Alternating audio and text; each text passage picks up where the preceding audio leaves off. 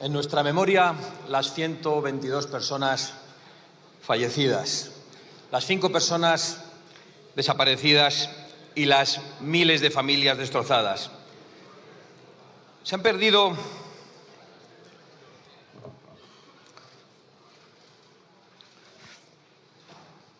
muchas personas, lo han perdido todo. Decenas de miles de damnificados que han perdido su casa, sus negocios, sus vehículos. Y todos ellos abandonados durante días y días por un Estado autonómico fallido, presidido por Pedro Sánchez. No se invirtió para evitar la catástrofe. Incluso se desecharon las obras previstas que la habrían evitado por razones ideológicas. No fueron alertados a tiempo de la tragedia, que se alejaran de los cauces. Si la riada se llevó los pueblos y la gente no estaba segura ni en sus domicilios. Y no fueron alertados a tiempo por incompetencia. No fueron ayudados durante días y días por cálculo político, es decir, por maldad. Pero aparece aquí el presidente del Gobierno en la tribuna, que él cree que lo aguanta todo, y vuelve a inundarnos esta vez con un torrente de datos para eludir sus responsabilidades, que no tienen nada que ver con la Valencia real, no tiene nada que ver con lo que pasó esos días, no tiene nada que ver con lo que han contado las personas que padecieron esa tragedia. Hemos escuchado a algunas personas conocidas que vivían en Paiporta relatarlo con precisión. Se quedaron solos, anegados, sin luz, sin agua. Llegó la noche, no pudieron dormir, amanecieron con el miedo, pero pensando que alguien iba a llegar, y allí no había nadie. Se quedaron solos a merced de los saqueos, en la oscuridad, sin agua. Y volvió a anochecer y volvió a amanecer, y como han relatado, allí no había nadie. Allí no apareció nadie, ni un bombero, ni un policía, ni un militar, durante días y días y días que se hicieron eternos. Y en algunos casos, en algunos pueblos y en algunos barrios, durante muchísimos días, como han podido relatar los voluntarios que llegaron allí, y no había llegado ninguna ayuda institucional. Y aún se atreve a decir que los españoles deberían salir a los balcones a aplaudir al Estado a las 8 de la tarde. Es decir, aplaudirle a él.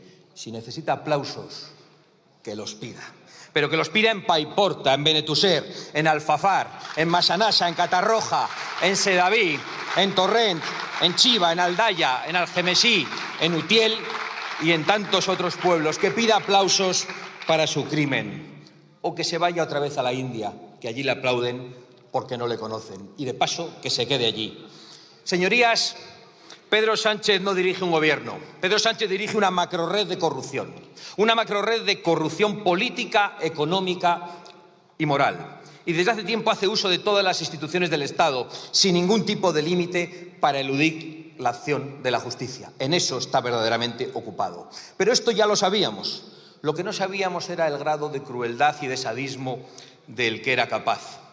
Y solo los tiranos muy crueles y muy sádicos son capaces de perseguir con policías y fiscales a sus propias víctimas, a gente que lo ha perdido todo, a gente abandonada en el barro y en la oscuridad durante días, a gente que ha estado rescatando a sus vecinos, a veces ya cadáveres, a gente que se comportó de manera heroica. A esa gente, solo porque no soportaron la chulería de Sánchez al pasearse por allí, les han mandado detener y perseguir como a criminales.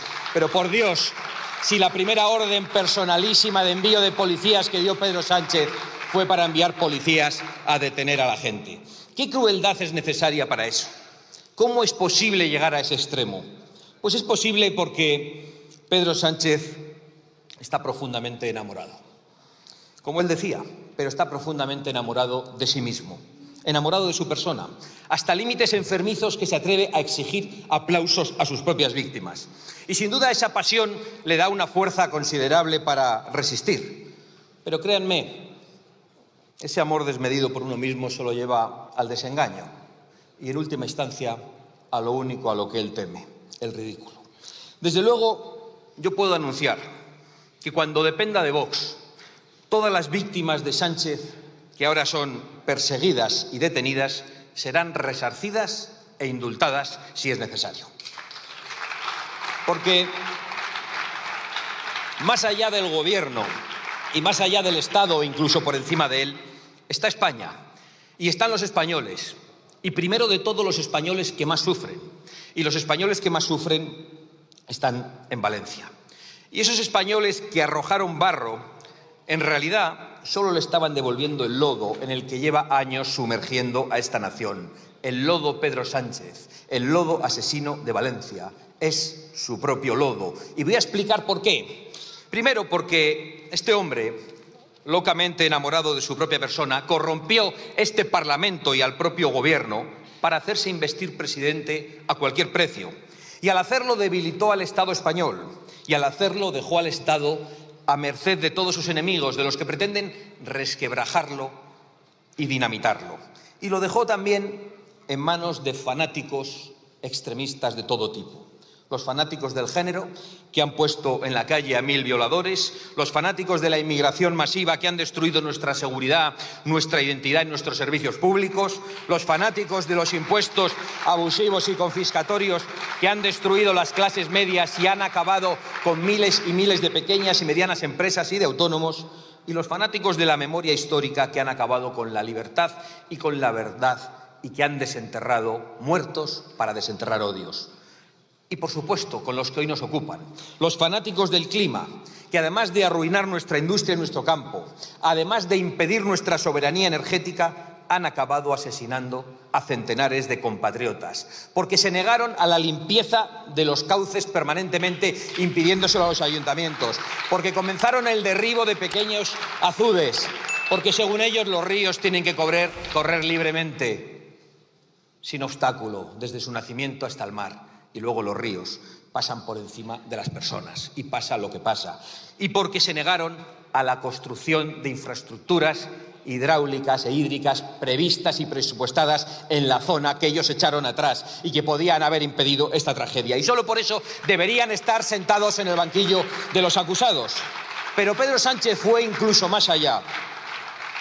Hace ya meses que el pozo de corrupción económica de su gobierno y de su familia se desborda. Su mujer, su hermano, sus íntimos colaboradores, su gobierno, su partido, su comisionista de confianza. Y cuando las riadas de los fanáticos ecologistas arrasaron parte de Valencia y de Albacete, Sánchez aún tuvo la miseria moral de utilizarlo para taparse. Y por eso es su lodo, porque Pedro Sánchez hizo un cálculo político. Un cálculo político para, en vez de declarar la emergencia nacional a la que estaba obligado, porque él sabía, y lo ha relatado hoy con precisión, la magnitud y la gravedad de la situación, y para hacer lo que le exigíamos, trató de aprovechar la tragedia que él mismo y sus políticas climáticas han acabado desencadenando. Y lo ha hecho creando un caos de competencias, de burocracias, de excusas y de bulos. Y lo ha hecho por cálculo político para tratar de dañar al adversario político, porque en Valencia no gobierna la Rosa Nostra. De Castilla-La Mancha no ha dicho nada. Ya le había salido bien esta estrategia durante la pandemia y ha tratado de repetirla. Y mientras los valencianos sufrían el abandono y los saqueos, un día y otro día y otro día, y allí no llegaba nadie, por mucho que usted suba a la tribuna para mentir. Ni un policía, ni un bombero, ni un militar. Todos hemos visto cuál fue el primer representante institucional en llegar a algunos puntos de Alfafar. Un representante institucional extranjero que ejerció como voluntario, un bombero francés. Todos hemos visto el debate en la Asamblea Nacional Francesa, donde asombrados dicen que España ha rechazado la ayuda internacional que se le había ofrecido. Todos hemos escuchado al presidente de El Salvador, Nayib Bukele, sorprendido y asombrado de que España rechazase profesionales para ayudar. Negó la ayuda militar inmediata por puro cálculo político. Rechazó la ayuda internacional y criminalizó a los voluntarios diciendo que entorpecían, que ya no eran necesarios cuando a algunos sitios aún no había llegado nadie. Y para criminalizarlos utilizó a las ONGs subvencionadas que fueron a sacarse la foto y que le hicieron el caldo gordo. Y mientras Sánchez volvía de la India, donde coincidió con Delcy Rodríguez y donde sí le aplaudían porque no le conocen como en Paiporta, volvía a irse a la cumbre de no se sabe dónde, pero sí sabemos con quién, con los fanáticos del clima. Y mientras solo los valencianos y los españoles, solidarios, voluntarios, corrieron en ayuda de sus compatriotas anegados en el lodo de Sánchez. Y por eso los españoles nunca olvidaremos que la única orden que Pedro Sánchez ha dado a las fuerzas de seguridad de una manera personalísima ha sido la de enviar un equipo de élite de la Guardia Civil para detener a las víctimas que se atrevieron a protestar ante su persona, para detener a los desesperados que lo habían perdido todo. Esas son las razones que le hacen culpable del lodo. Pactar con todos los extremismos que han desencadenado la tragedia y promover usted mismo esos extremismos. Y utilizar la tragedia para tapar la cloaca de corruptelas. Dinero y asistencia de empleados públicos para su señora, dinero y puestos públicos para su hermano, sin ir a trabajar, dinero para sus ministros y algo de dinero, supongo, si queda, para el partido. Señorías, Pedro Sánchez en su búnker cree que solo es necesario resistir. Nos lo dijo ayer en el acto ujetista del bipartidismo. 3 años y los que quedan, porque el autócrata cree que puede perpetuarse como sus aliados internacionales y como sus admirados bolivarianos. Señor Feijóo, el señor Sánchez es el responsable último de esta tragedia. Y ustedes de momento son responsables de que Pedro Sánchez siga sentado en el banco azul, porque durante estos años se han negado a hacer una oposición de verdad. Porque han pactado con él y con esos pactos le han fortalecido y han facilitado el asalto a las instituciones judiciales y constitucionales que ahora utilizará para resistir y para eludir la cárcel. Porque han pactado todo con el PSOE, el Tribunal Constitucional, el Consejo General del Poder Judicial, el Tribunal de Cuentas, las comisiones del Congreso y del Senado, el reparto de menas y de inseguridad en las comunidades autónomas y el Gobierno de Europa, y ahora se hacen cruces de haber traído también ustedes la catástrofe Teresa Rivera. No nos hicieron caso cuando les dijimos que había que contar en Europa y en el mundo la realidad de la corrupción de Sánchez y de su gobierno. Al revés, se dedicaron a la tarea inútil de hacer desaparecer a Vox, de arrinconarnos por todos los medios y con todos sus medios. Déjenlo ya. Yo les hago un enésimo llamamiento y lo hago por responsabilidad, no por candidez ni por demasiada esperanza. Rompan todos los pactos que mantienen con el Partido Socialista en España y en Europa. Comiencen una oposición a la altura del desafío que padecemos y nosotros les daremos la bienvenida. Porque el caso es, señor Feijóo, que mientras usted se pasea por los mítines de la UGT al son de la Internacional, España sigue sufriendo las consecuencias del tórrido romance de Pedro Sánchez consigo mismo. Porque ese es el verdadero problema de España. El presidente del Gobierno está en un búnker de corrupción, mirándose al espejo para ver cómo elude la cárcel para él y para los suyos. Y mientras él se mira al espejo y manda quitar y poner policías, jueces y fiscales, los españoles tienen inseguridad en los barrios.